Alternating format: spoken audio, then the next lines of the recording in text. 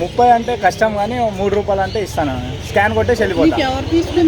నేనే తీసుకున్నా, మా ఆకలి అవుతుంది.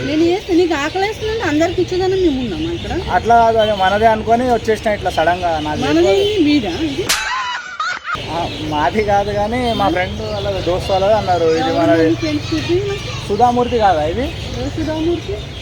మనది సుధామూర్తి అని వచ్చేసిన. కాదా?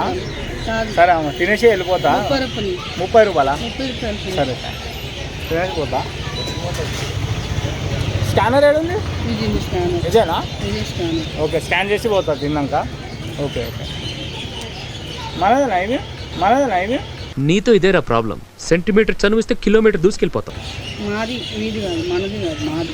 నేను అంటే మా ఫ్రెండ్ అట్లానే అనుకున్నా. వచ్చింది ప్లేట్లు వేసుకొని తింటూనే ఉన్నాడు.